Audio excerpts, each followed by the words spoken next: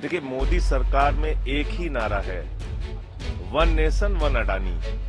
लेकिन संविधान ने दिए हुए अधिकारों को सुप्रीम कोर्ट के आदेश को जब कोई नहीं मान रहा है तो आप देख लीजिए कोई सरकार वो संविधान के हिसाब से नहीं चल रही। देखिए, मोदी सरकार में एक ही नारा है, वन नेशन वन अडानी। उनको देश के लिए, देश की संपत्तियों को बेचने के लिए एक अपना दोस्त चाहिए और उसके लिए वो काम कर रहे हैं।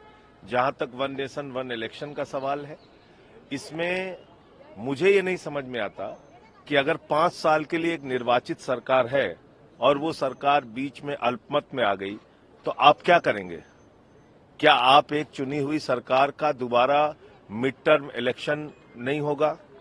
क्या अगर मान लीजिए आपने एक बार पूरे देश का एक साथ चुनाव करा दिया तो आज महाराष्ट्र है, अभी तो वहां सरकार बनी है, झारखंड है, अभी वहां सरकार बनी है, जम्मू कश्मीर हरियाणा है, अभी वहां सरकार बनी है, पंजाब का कार्यकाल बाकी है, उत्तर प्रदेश का कार्यकाल बाकी है। आप कैसे चुनाव करा देंगे पूरे देश का एक साथ?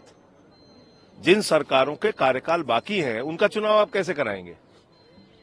और सबसे बड़ा सवाल मेरा यह है कि ये बहानेबाजी है कि आप कह रहे हैं कि एक साथ चुनाव कराने से खर्चे कम आएंगे।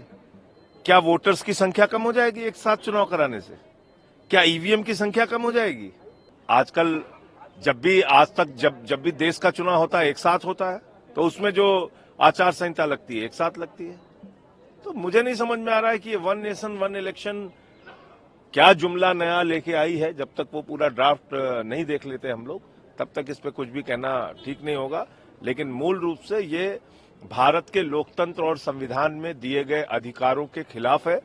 एक सरकार 5 साल के लिए चुनी जाती है और अगर वो सरकार गिर जाती है तो दोबारा चुनाव होता है। आप न सरकार का कार्यकाल बढ़ा सकते हैं न घटा सकते हैं। तो अगर कोई सरकार अल्पमत में आई और गिरी तो फिर वो सरकार कैसे चलेगी और क्या दोबारा चुनाव होंगे कि नहीं होंगे?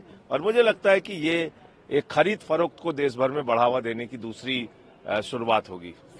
कोई अब इस राज्य में संविधान की चर्चा हम लोग करने जा रहे हैं, लेकिन संविधान ने दिए हुए अधिकारों को सुप्रीम कोर्ट के आदेश को जब कोई नहीं मान रहा है तो आप देख लीजिए कोई सरकार वो संविधान के हिसाब से नहीं चल रही।